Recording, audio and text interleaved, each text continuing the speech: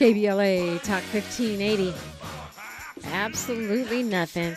So happy to welcome in to the space the Samuel J. and Augusta Spector Professor of History and African American Studies at Brandeis University.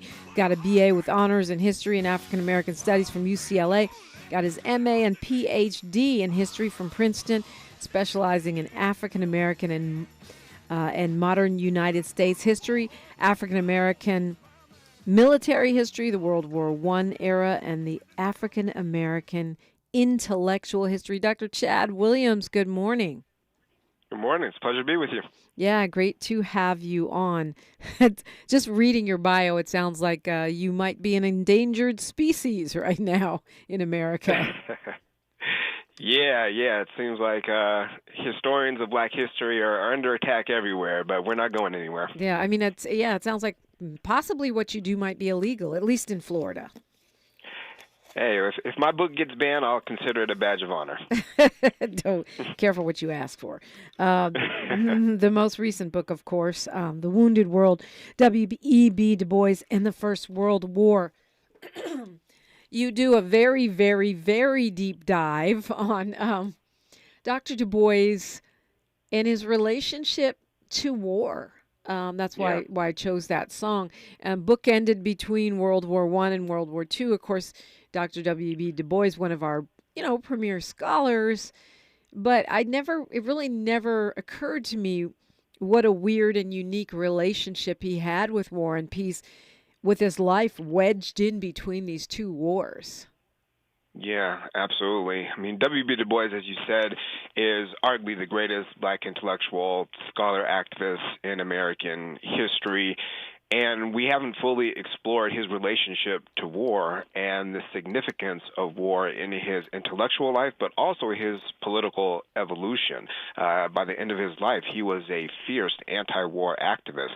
And in order to understand that evolution, we have to understand his relationship to World War I.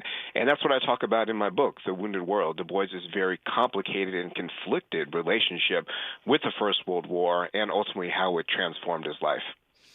It's obviously you've done exhaustive research. It's very detailed. The picture that you paint, we know what time, what day, who was there, about pretty much everything you talk about. Why was it so important for you to take such kind of painstaking research, and rather than just saying, okay, this is, these are the top line things we know, and this is what I take away from it? Well, ultimately, I wanted to tell a story. I wanted to present Du Bois in a way that, quite frankly, we hadn't seen him before. My inspiration for writing this book came from a book that Du Bois himself tried to write. What would have been the definitive history of the Black experience in the war, a book that he spent over 20 years trying to write, trying to get published, and he never did it. And no other historian, no other scholar had ever talked about this. It was amazing that, considering all that has been written about Du Bois, no one had explored what would have been one of his most significant books. So I wanted to make sure that I told the full story surrounding what would have been Du Bois's really epic contribution to the history of the war, but also to understand how the war transformed his life, all right, and to take that seriously and to really delve in to all the different aspects of his life that were shaped by his relationship to the First World War. Yeah, it's funny. You talk about, and I really, I guess my dad was a big, follower and proponent of W.E.B. Du Bois, always talked about him, referenced him. But I guess I didn't really realize, even from listening to my father or from what I learned in school, that Du Bois was originally a booster of World War I and Black Americans going to war and putting their country ahead of what he called our special grievances, our fight for equality in this country. Absolutely. Very controversially, Du Bois believed that the First World War would be a transformative moment in the history of Black people and their struggles for freedom and democracy, and specifically African Americans in their quest for equal citizenship. Du Bois, in his famous book, The Souls of Black Folk, which he wrote in 1903, he talks about the double consciousness that African Americans face, this tension, this gut-wrenching tension between being Black on the one hand and being American on the other. And he believed that through serving their country, fighting and potentially dying for their country, that tension, that double consciousness would be reconciled, and Black people would be seen as fully 100% Americans. So he put his credibility on the line, argued that African Americans should close ranks and forget their special grievances, lynching, discrimination, all the challenges that Black people were facing, and support their country. And ultimately, that was a decision that he would come to regret. And part of the story that I tell in my book is him trying to reckon with the failure of that decision and ultimately the failure of World War I itself. Right, but initially he digs in, right?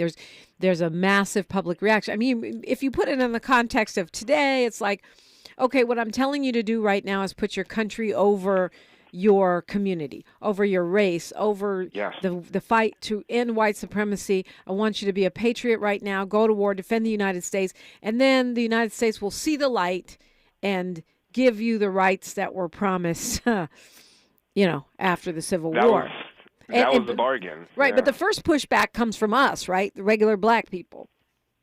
Absolutely, absolutely. He received some of the harshest criticism of his life. He was accused of being a traitor to the race by his fiercest critics. And for someone like W.B. Du Bois, someone who dedicated his life to the service of the race, to uplifting his people, to be called a traitor was the worst, probably the harshest criticism that you can levy at Du Bois. So that stung him deeply to his core. And that's why he wanted to make sense of the war and his own very complicated place in it. Du Bois is wrestling, I think, with a question that we're still, quite frankly, wrestling with today. What does it mean to support your country, to volunteer, to potentially die for your country when that country does not support you? Right? What does it mean to demand your citizenship when you are not being treated as an equal citizen and even a full human being? So Du Bois, that was something that he was trying to wrestle with really throughout his entire life. And one of the most explosive moments kind of in that struggle was certainly during the First World War. Yes, we are talking with Dr. Chad L. Williams. The book is A Wounded World, W.E.B. Du Bois and the First World War. I'm Dominique DePrima, and this is KBLA Talk 1580. KBLA Talk 1580 is an intervention. When we come forward, includes you. KBLA Talk 1580, turning pain into power. All right, team. Apps on the table by 7:30 sharp. Jalen and his catering company have a lot on their plate. Really particular. He needs a bigger team to continue climbing up the food chain. Throughout this event. Hey, Mitch, was that contract for 200 or 250 people? Indeed can help him hire great people fast. I need Indeed. Indeed you do. Our hiring platform instantly connects you with quality candidates, and you can schedule and conduct virtual interviews right from the Indeed dashboard. Visit Indeed.com/credit and get $75 towards your first sponsored job. Terms and conditions apply. You know that Big Bargain detergent jug is 80% water, right? 80% water? I thought I was getting a better deal because it's so big. If you want a better clean, Tide Pods are only 12% water. The rest is pure, concentrated cleaning ingredients. Ooh, pass me the intercom thingy. Attention shoppers, if you want a real deal, try Tide Pods. Don't pay for water, pay for clean. If it's gotta be clean, it's gotta be Tide Pods. Water content based on the leading bargain liquid detergent. Hey, this is Zoe Williams, the voice of reason from KBLA Talk 1580. Listen, if you're in the market for the best prices and the fastest delivery for custom-made roller shades, LA Custom Blinds is the place to be. Schedule a free estimate and they will come to your house, measure your windows, and bring a variety of fabrics to choose from. And then come back and install it all for free. The best part is that their factory is located right here in downtown Los Angeles, so they make the shades really fast. All you got to do is go to lacustomblinds.com and schedule your free in-home estimate right now. Tell them Zoe Williams sent you. Extended Family Outreach Ministry presents Praise Fest 2023, Worthy to be Praised Conference and Concert, September 23rd, 10 a.m. to 6 p.m. at the Redondo Beach Performing Arts Center. Morning worship, keynote address, and conference featuring women in creative arts ministry and leadership sharing our stories, His glory, giving all praise, honor, thanksgiving, and glory to God. Don't miss the afternoon stand-up and sing praises concert with the Katinas, gospel singer Babby Mason, Three Daughters, and Kevin Click. That's Praise Fest 2023, Worthy to be Praised Conference and Concert, September 23rd, Redondo Beach Performing Arts Center. For more information and tickets, go to PraiseFest 2023 at Eventbrite.com. Plus, for the next 48 hours, use promo code KBLA48 to get your tickets free. You do not want to miss this day of praise. That's PraiseFest 2023 at Eventbrite.com.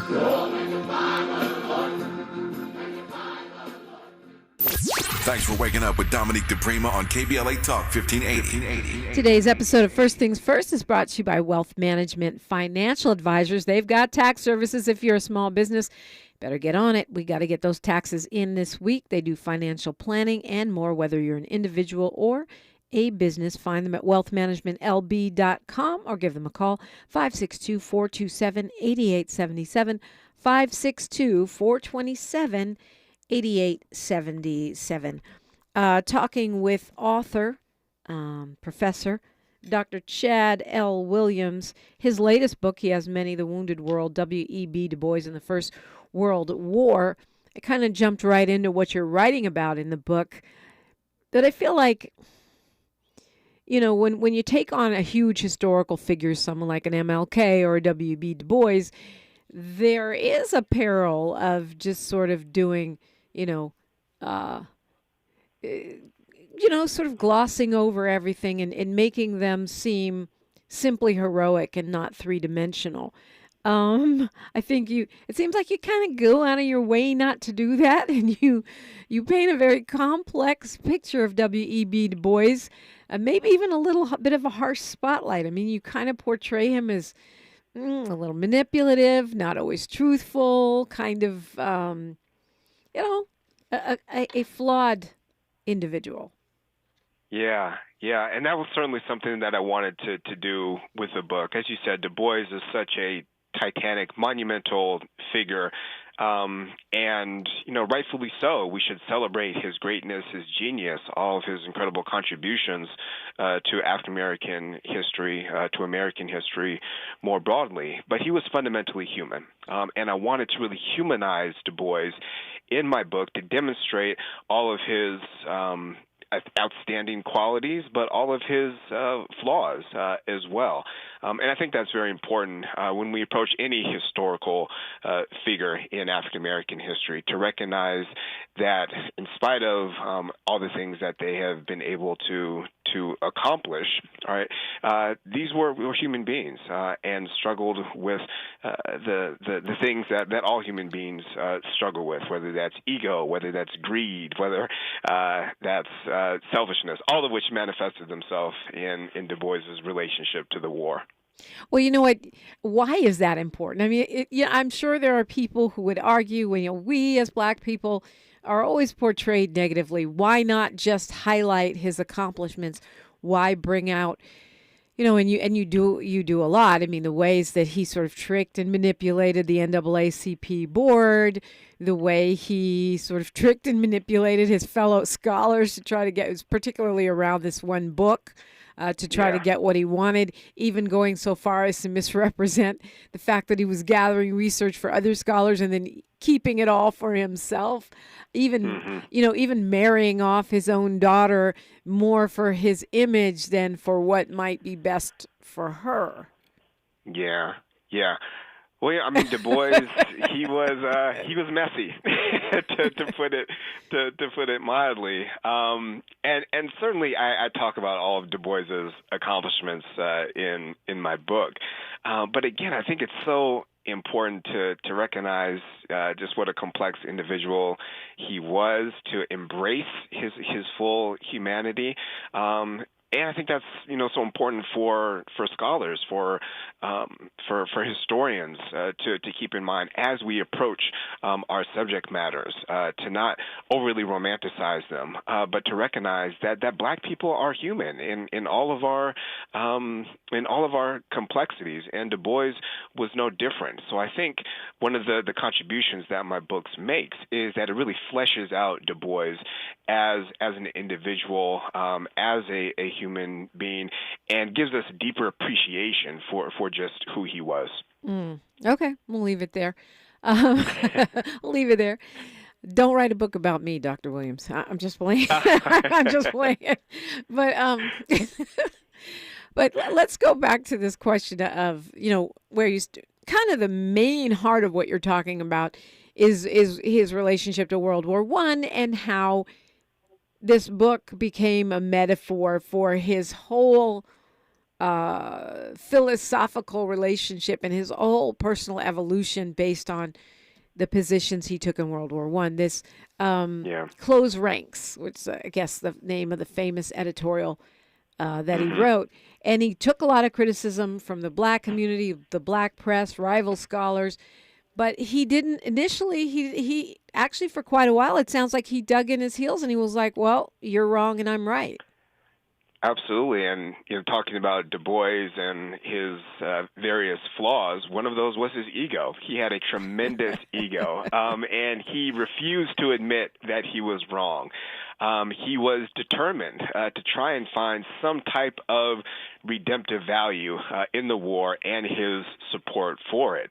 And that's really what I talk about in the first part of the book, which is titled Hope, the hopes that he had for the war as being a transformative moment, and hoping that in writing his own book, he would be able to explain why he supported the war, but also demonstrate through the power of his intellectual mind just why the First World War mattered. Ultimately, he comes to the determination that his support for the war was misguided, that he was wrong. And again, he had to really reckon with the weight of the disillusionment that he experiences after the war, and ultimately the failure of World War I itself. And in the process, he takes a huge hit for his credibility within the Black community here in the United States, right? He does, and he's determined to try and reassert his leadership stature immediately after the war. In this moment where you have a new generation of Black radical voices who are criticizing Du Bois, who are saying that because of his support for the war, he is no longer credible as a leader, as a representative of this new generation of new Negroes after the war. And he's determined to prove them wrong. And one of the ways he's determined to do that is the best way that he knows how, is to write about it, to really write his place into the history of the war and to prove his critics wrong. Yeah. Well, a couple things come to mind. I mean, he goes and he gathers all this information about the treatment and the contribution of Black soldiers in World War I, a story that's still not really told, widely. And then he never finishes this book, and in a sense, he lets down the soldiers, right? He does, and that's really one of the, I think, most fascinating and also kind of tragic parts of the story that I tell. There were some 380,000 African-American soldiers who served in World War I. 200,000 of them served in France. There was Black officers, 2 Black combat divisions, and Du Bois internalized this sense of responsibility to tell their story, to refute all the lies and misconceptions and racist propaganda that was being spread in the military and outside of the military about the contributions of Black soldiers to the war. So he took the writing of his book, this book which he titled The Black Man and the Wounded World. He took that very seriously. He formed very close personal relationships with many of many of the soldiers, many of the veterans who served in the war. Many of them gave Du Bois their own personal materials to incorporate into the book. And ultimately, he let them down. He never finished his book. And that was one of Du Bois's biggest regrets that he carried with him really until the end of his life. It's weird, though, because, it's not like he just stopped writing. He's writing other books. He's writing essays all the time. He's continuing his work off and on with the NAACP and other organizations. It's this one project that he doesn't finish. It is, and Du Bois was incredibly prolific, as I talk about in my book. He's writing a whole number of other books, Dark Water, Dark Princess. He finishes arguably his most significant work of history, Black Reconstruction, in 1935, but he's not able to finish this book on the World War. And I think one of the reasons that he was not able to finish the book was that it was a subject matter that was so conflicting, so confounding, even for the great W.B. Du Bois, that he couldn't muster, I should say, the intellectual focus and also the moral and ethical courage to write about a war that he knew ultimately was a complete failure and that he should not have supported in the first place. Right. So he comes to this conclusion because obviously the United States does not magically transform and start giving us our rights. In fact, it goes more in the other direction. And also, it seems like because of the treatment of those black soldiers and, all the folks he's pushing for officers, he's pushing for this camp where black soldiers are going to be trained to have these higher ranking military positions, all of these things that he pushed for, then it adds up to more of the same for Black America, right? Essentially, that's the determination that he comes away with. So the second part of my book is titled Disillusion, and it's about how Du Bois has to reckon with the disillusionment of the war, the fact that black soldiers are returning back to the United States in 1919 to lynch mobs, right, and race riots throughout the country, that the military remains completely segregated, that European imperialism and colonialism remains intact, but also on a deeply personal level, as I talk about in the book. One of his closest friends was Colonel Charles Young, the highest-ranking black officer in the military at the time. He was kind of Colin Powell before there was Colin Powell, and he gets prematurely sent into retirement during the war and dies very tragically in Africa. In 1923. And that is just one of many moments, many reminders for Du Bois of just what a failure the war was. Mm. And so when, many years later, imagine being around for 2 world wars as a scholar, as an activist, as a community leader. That's just crazy. But when World War II comes along, you think about it now, it's like, wow, that would be a lot of responsibility, a lot of pressure. When World War II comes around, Du Bois has a different attitude. He does, and it's important to keep in mind Du Bois lived a very long life, 95 years. He was born in 1868 and died in 1963 in Accra, Ghana. So he lived through a lot, he saw a lot, he experienced a lot, including 2 world wars. And by the time of the Second World War, his disillusionment with war has deepened considerably, and he sees no redemptive value whatsoever in the Second World War, and really steals his convictions to be a fierce anti-war activist, particularly in the aftermath of World War II and the Cold War and the threat of global atomic annihilation. So it's important to understand that evolution, as I argue in my book. We can't understand that evolution of Du Bois from writing an editorial like Close Ranks, where he's encouraging black folks to forget their special grievances to by the 1950s, the federal government is ready to put an 80-year-old Du Bois in jail for his anti-war beliefs. It's really a remarkable evolution that Du Bois goes through, one that I talk about in the book and is central to his relationship with the First World War itself. I mean, we just got a minute here till news, traffic, and sports. Dr. Williams will continue on the other side. But I think that to me is just as important, if not more important, than showing the flaws of a scholar. And again, I'll use my own father, Amiri Baraka, as an example. I feel like they like to freeze him in the 60s and pretend that his philosophical and political thinking did not evolve. But in fact, an intellectual and a scholar who's a community leader that doesn't evolve is problematic. Absolutely. Absolutely. And I think one of the things that I try and emphasize in my book is that, yes, Du Bois didn't ultimately finish what would have been one of his most significant books on the history of the First World War. But in failing to write his book, he also grew. He also evolved. He also became this radical peace activist by the 1950s that we should remember and really celebrate. So, again, failure in many ways can be important, can be generative, can allow us to grow, evolve, and become the radical freedom fighters, that we aspire to be. Right. You talk about character arc. Boy, W.E.B. Du Bois has quite a character arc. Want to look at that and more when we come forward talking with Dr. Williams on KBLA Talk 1580. More of First Things First with Dominic DePrima when we come forward. I'm Mike Moore. Here's the latest from the Black Information Network. Former President Trump will be taping an interview today for NBC's Meet the Press. Sources tell CNN that the interview to air this Sunday will be taped at Trump's Bedminster Golf Club in New Jersey.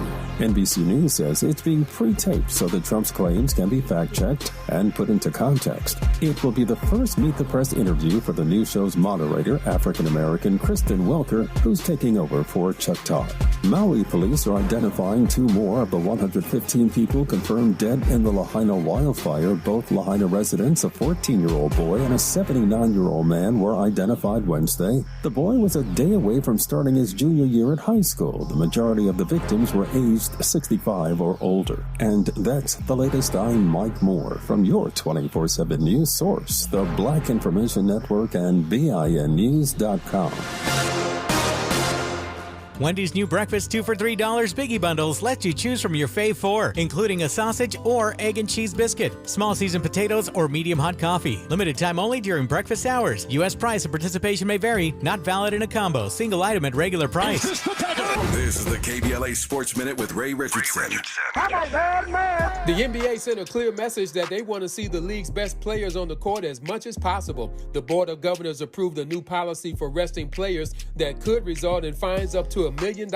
Teams will be subject to penalties if they continually rest players for national TV games or sit out multiple All-Stars in the same game. The new rules have exceptions for players 35 and older, but the NBA has had enough of load management. Hope the Clippers have a complete understanding of this new rule. For some reason, the Rams don't want to explain why backup quarterback Stetson Bennett was placed on the non-football injury list. The rookie from Georgia is required now to miss the Rams' next 4 games. Matthew Stafford and Brett Rypien are the only quarterbacks on the Rams roster.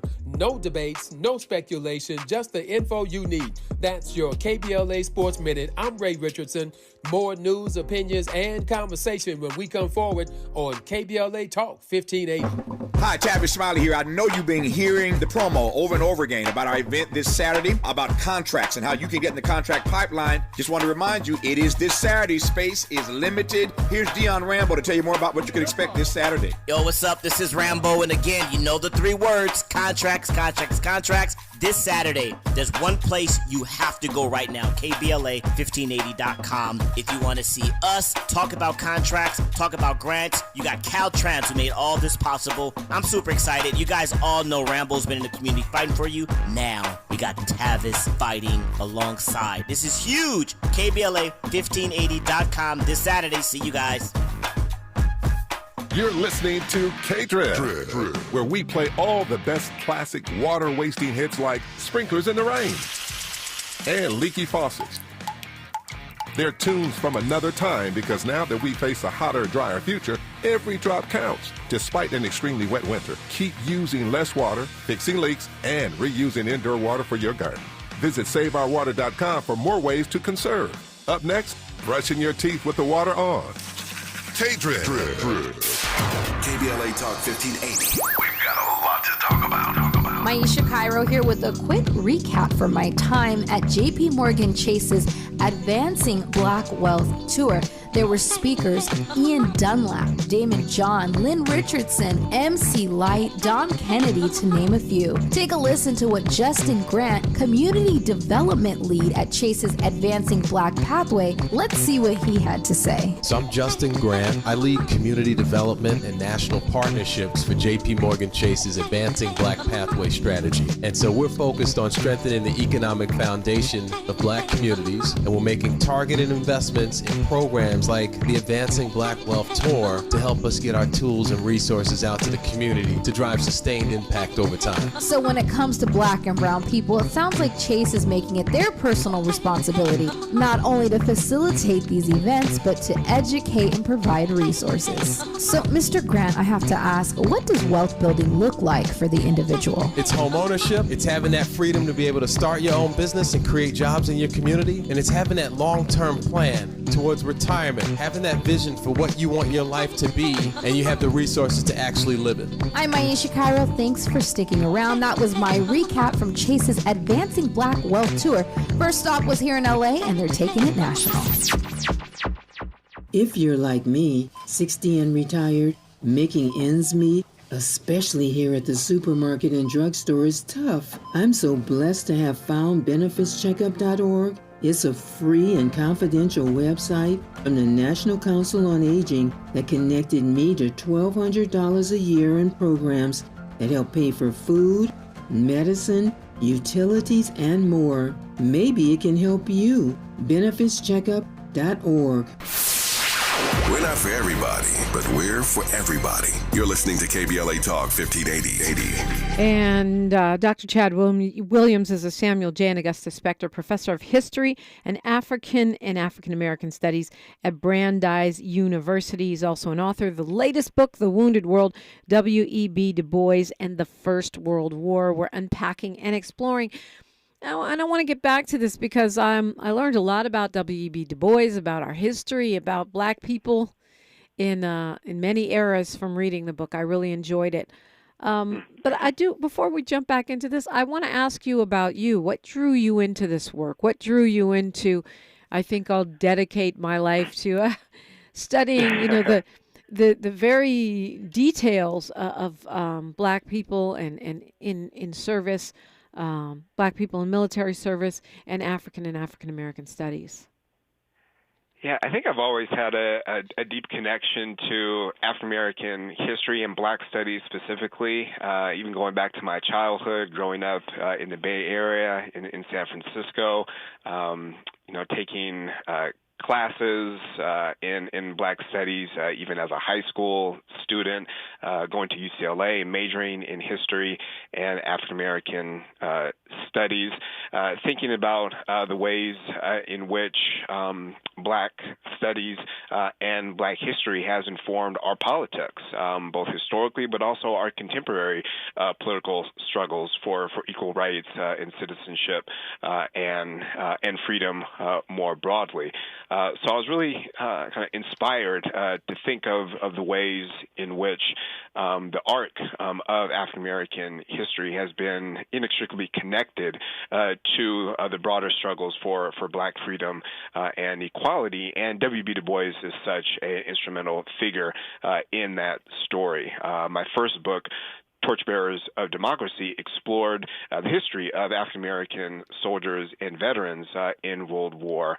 And that's when I began to learn more about W.B. Du Bois' close relationship with the First World War, and really inspired me to write The Wounded World.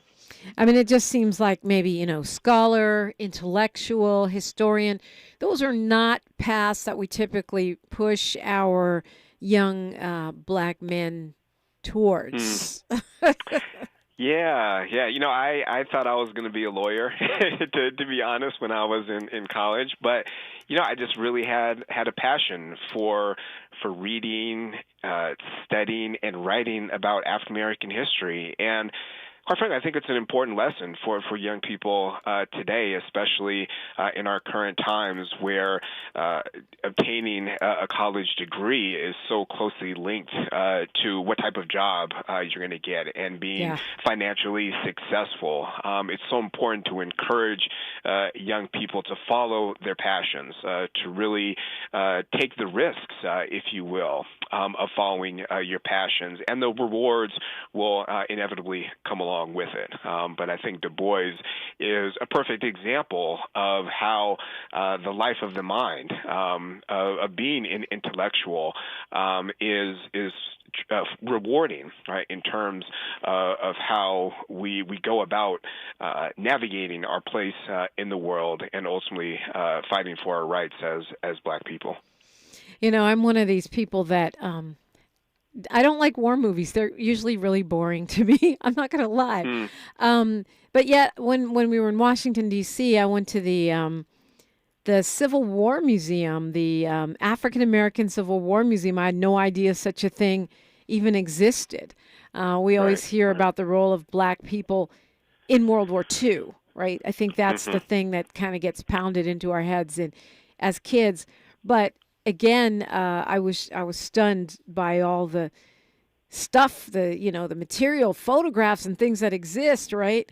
And then, in your book, the role of Black people in World War I is something I never really thought about. But as you point out, 380,000, and yet it doesn't move the needle, either one of those, as far as.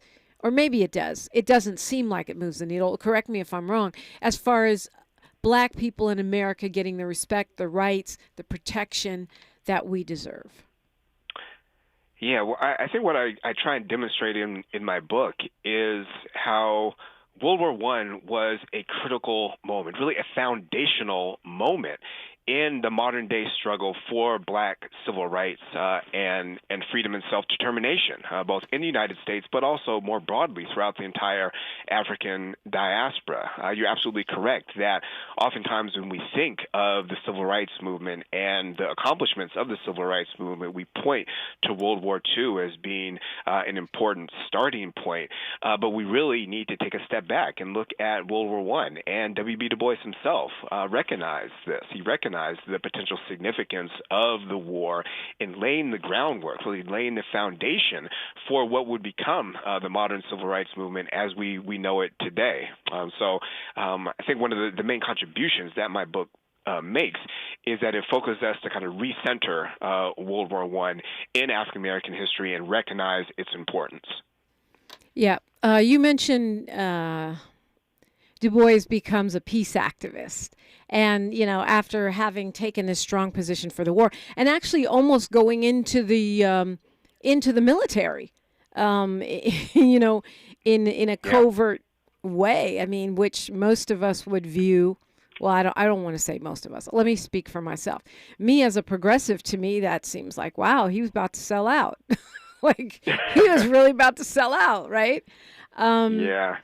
And then goes, and, that's why I was talking about character arc. And on the other end here, he's this peace activist who is also, in the sights of the forces of anti-communism within this country. Yep.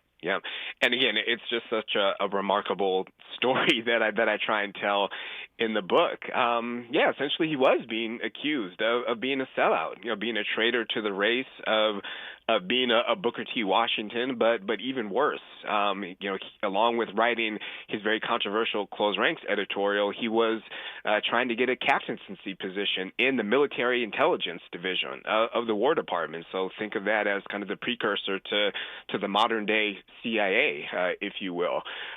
So he was really going all in when it came to supporting his country as he saw it at the time, even at the risk of his own credibility and racial legitimacy. I mean, they wanted him to change the content of the crisis, which is the publication that he was in charge of, which was highly influential with Black people, and of course we see that today, not just in journalism, but in Hollywood movies, where the many times producers collaborate with the U.S. military to put across their messages, which when they do that in other countries, we call that state media, and we are critical of it. But when it happens here, most of the time we don't even know that's happening. Yeah. He was willing to make the Crisis magazine really seen as one of the more radical magazines at the time, an organ of patriotic propaganda. That's crazy. That's just crazy. It makes my head explode, Dr. Williams. And again, that's why I had to tell this story because it was making my head explode as well. How can Du Bois say this? How could he do these type of things, which run so counter to our understanding of who Du Bois was and his radical commitments? What was it about the First World War that made him put his credibility on the line in such a problematic way? So I wanted to trace that evolution, right? How after the war he has to deal with the fallout from the decisions that he made, and ultimately how he learns his lessons, right? How he recognizes that under any circumstances, war is not the answer.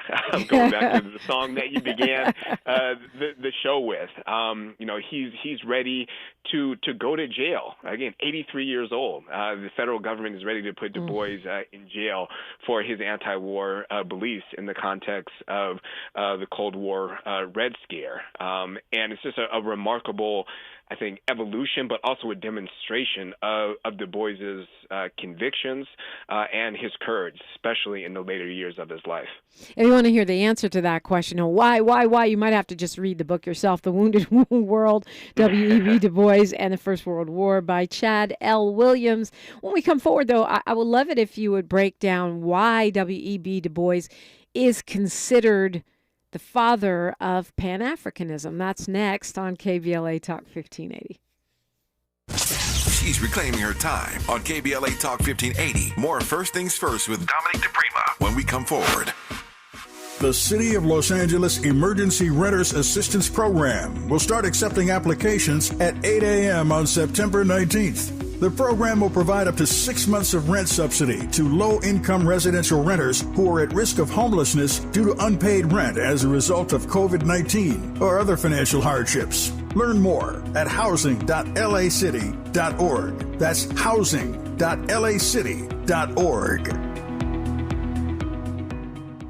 I'm Dominique DePrima. We can all fall into the trap of mindlessly spending sometimes. I know I do it. But one tip for staying on track is when you have an impromptu purchase that comes up, try making a habit of taking a quick look at your bank account balance before you buy it. It's not just about seeing how much you have in your checking account. Just looking at your account might put the urge to make that impulse purchase into perspective and help you make better choices that'll benefit you for the long term. Whatever your financial goals, U.S. Bank Access Commitment Initiatives can help support you in reaching them. Access your financial goals at usbank.com/access. Member FDIC, Equal Housing Lender. When you're young, life is full of choices. Don't let opioids like highly addictive and deadly fentanyl take away your life with just one wrong pill. Addiction is a disease that can affect anyone at any age. But there is a choice to get help for this disease. Find medically proven treatment options, including virtual, at choosemat.org. There's a new sheriff in town.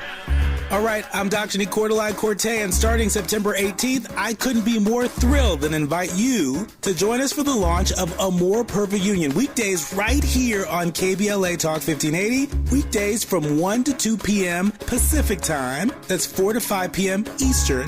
A More Perfect Union promises to deliver national news of consequence, informed opinion, and analysis beyond the headlines. As KBLA Talk 1580's chief national political analyst, every day you can expect your daily dose of political news of consequence. If you're looking to be engaged, enlightened, and empowered to be a part of the solution to issues related to national politics, elections, identity, culture change, and social justice, A More Perfect Union was designed for you. This daily political affairs show will feature notable journalists, industry leaders, lawmakers, change makers, tastemakers, and ordinary people motivated to do their part to reach beyond today's divisions, to make sense out of news of the day, and offer us all a chance to build a more perfect union. Come on and join me. KBLA Talk 1580. We've got a lot to talk about.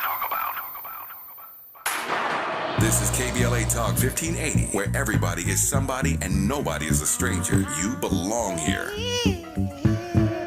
Speaking with author and professor Dr. Chad L. Williams. So much more we could cover in this incredible book, The Wounded World.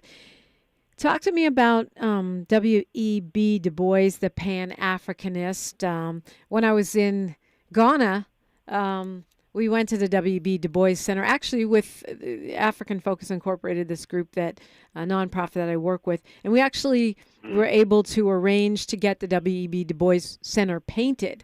So we felt like we did our little part. But the reverence and the sort of monuments to him there in Ghana are really significant, and we forget, at least I did, what an impact he had on the international stage as well. Absolutely. Du Bois attends the first, what is widely considered to be the first Pan-African Congress in 1900 in London. And it's at that conference where he makes his famous declaration that the problem of the 20th century is the problem of the color line.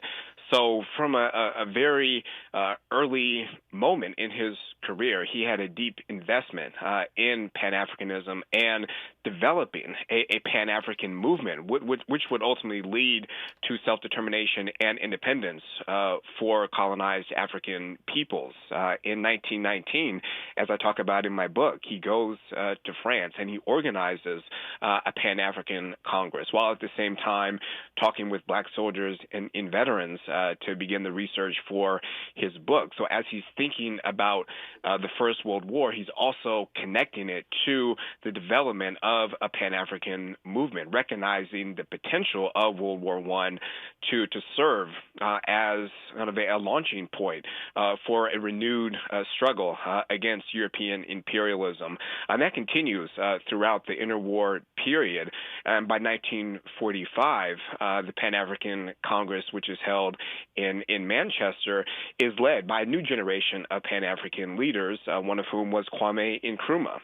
And that relationship between Du Bois and Nkrumah persists. When Ghana achieves its independence, Nkrumah invites Du Bois to spend the last years of his life in Ghana, and that's where he dies. So it's very fitting in terms of, as we were talking about, the arc of Du Bois's life, that his final resting place is in Africa.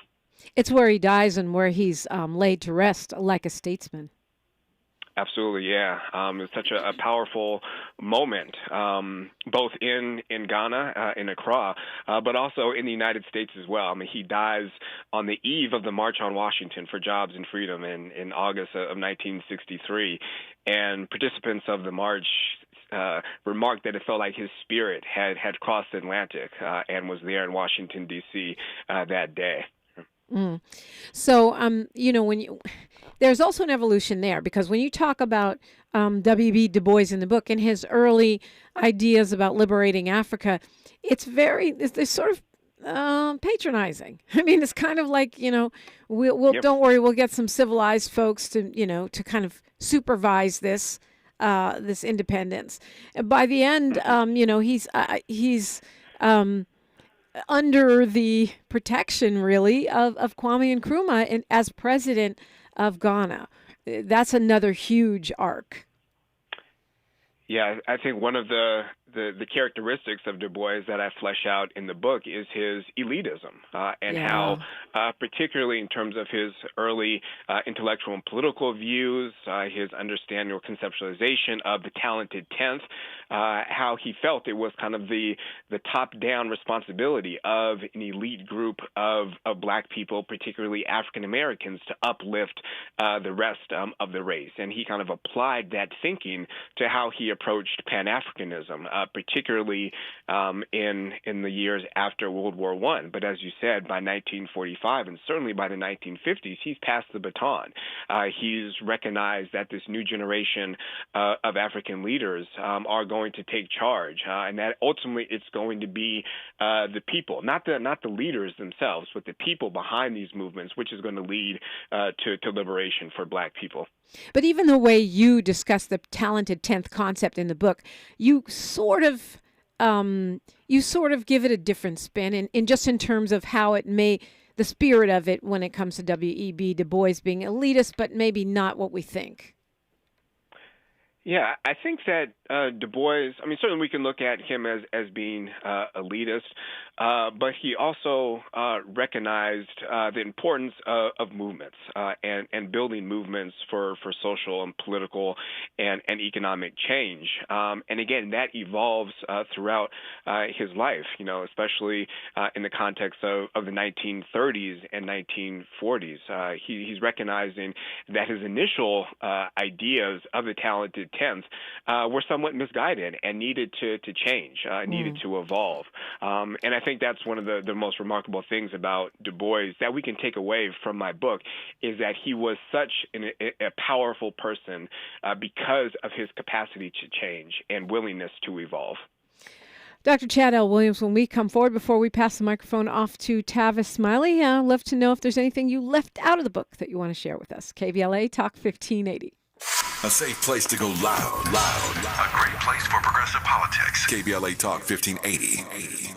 Hi, this is LA City Councilman Curran Price, inviting you to the 28th Annual Central Avenue Jazz Fest on September the 23rd from 11 to 7 p.m. For nearly 3 decades, the Central Avenue Jazz Festival has paid homage to the legendary Central Avenue and its influence on jazz history. Jazz, blues, and Latin jazz will be featured on 3 stages of music. Co-headlining are Hubert Laws with special guest Eloise Laws and the Billy Childs Quartet featuring Sean Jones. The day includes plenty of food, merchants, and 4 pavilions focused on youth programming, art, health and wellness, and public resources. Parking is limited, so Metro and rideshare are recommended. Hubert Laws with special guests Eloise Laws and the Billy Childs Quartet featuring Sean Jones. The day includes plenty of food, merchants, and 4 pavilions focused on youth programming, art, health and wellness, and public resources. For more information, visit CentralAveJazzFest.com. CentralAveJazzFest.com. See you on the 23rd. Be ready for extreme heat in your area. On days when extreme heat is expected, take action to keep your home as cool as possible. Set your air conditioner to 78 degrees. If AC isn't available, close blinds and curtains on all windows and run fans counterclockwise. Or find your nearest cooling center. Transportation help may be available. Learn more at heatreadyca.com. Brought to you by the state of California. The conversation continues right now with Dominic DePrima on First Things First. Okay, before we find out from Dr. Chad L. Williams what he left out of the book, tell us how to follow you. The book, of course, Wounded World, dropped in 2023, which is right now. How do we keep up with what you're doing, Dr. Williams? Well, please follow me on my website, chadlwilliams.com. I'm also on social media, especially Instagram, so you can follow me there. All right. So is there anything you could share that didn't make it in? Well, as we said, Du Bois is such a monumental figure, lived such a long life, 95 years. I couldn't get everything into the book, so it's certainly not an exhaustive biography. It's really a slice of Du Bois's life as it relates to the history of the First World War. But I think Du Bois is asking such a profound question in this book that he attempts to write, which he titled The Black Man in the Wounded World. What does it mean to live in a wounded world? What does it mean to live in a world that's wounded by war, by violence, by racism, by white supremacy, by imperialism and economic exploitation. Du Bois was wrestling with those questions, trying to find the answers, and quite frankly, those are still the questions that we're trying to wrestle with and find the answers to today. And I mean, ultimately, for the complex portrait that you paint, what do you think is his singular most important contribution? I think Du Bois' biggest contribution was just his love for Black people, his unflinching, uncompromising love for Black people, and willingness to devote his life to fighting for Black freedom, and using every tool at his disposal, intellectually and politically, to achieve freedom for Black people in the United States and throughout the entire African diaspora. Yep, and that love is recognized. I mean, I found it so profound just traveling in Africa, how many references, pictures, portraits, and remnants of his scholarly work are in Ghana and other places as well. And I think that also leads to the inclusion of other African American leaders from the Kuti Shrine in Lagos to Accra, Ghana. So I think that imprint expands and gives the Black leadership, African American civil rights leadership, a bigger impact on the world stage. Definitely. Dr. Chad L. Williams, it's been a pleasure talking with you. Thanks for staying on for the hour. Thank you so much. This was a great conversation. Absolutely. ChadLWilliams.com. Don't forget, while you're visiting .coms, to visit KBLA1580.com. We are there. And please follow us on all the social media as well. You make us stronger. It's KBLA1580 on Twitter, Instagram, Facebook, and of course YouTube, where I am streaming right now. And don't forget to check me out, Deprima Radio, DIPRIMA, and then radio. Please like, follow, subscribe, all the things. History is now, and we are making it together. The owner of this radio station, Tavis Smiley, takes the mic right after this. I'll have comedian Edwanda White on with me tomorrow. And until then, one love. KBLA 1580 Santa Monica. I'm Mike Moore. Here's the latest. ABC News says it's being pre-taped so that Trump's claims can be fact-checked and put in